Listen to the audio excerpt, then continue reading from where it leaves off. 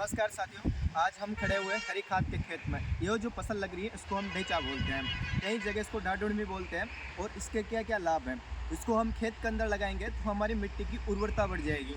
इसके साथ साथ में हमारे खेत के अंदर जितने भी खरपतवार उगते हैं उन खरपतवारों का खात्मा हो जाएगा। मतलब ये तेज़ी से बढ़ने वाली फसल है, मतलब तेज़ी से बढ़वार करेगी। इसके साथ साथ में जो खरपतवार के पौधे उगेंगे वो इसके नीचे ही दबकर ख़त्म हो जाएंगे। तो खरपतवार को ख़त्म करेगी, उसके साथ साथ में मिट्टी की उर्वरता को बढ़ाएगी, इसके साथ साथ में हमारी पैदावार को भी बढ़ाएगी। तो इस तरह की फसल को हम लगा सकते हैं। लगाने का टाइम रहता है वैसे खरीफ ऋतु, लेकिन हम इसे जैसे गर्मियों के समय लगा सकते हैं।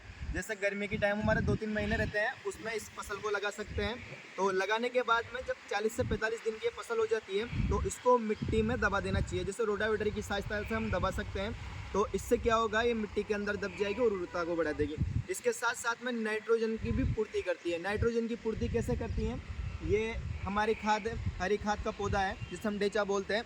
अब इसकी जड़ों में आप देखोगे छोटी छोटी गांठें बनी हुई है, जैसे यूरिया के कण रहते हैं इस तरह के छोटे छोटे गांठें बनी हुई है इसमें। अब ये गांठें क्या करती हैं, वायुमंडल से नाइट्रोजन का स्थिरीकरण करती हैं, वायुमंडल से नाइट्रोजन को सोख कर लाती है और हमारी फसल की जड़ों में नाइट्रोजन की पूर्ति करती है। तो इस फसल को हम लगा के नाइट्रोजन की पूर्ति कर सकते हैं, मिट्टी की उर्वरता को बढ़ा सकते हैं, साथ साथ में खरपतवार को खात्मा कर सकते हैं और साथ साथ में हमारी पैदावार को बढ़ा सकते हैं। तो इस तरह की खाद आप लगा सकते हो।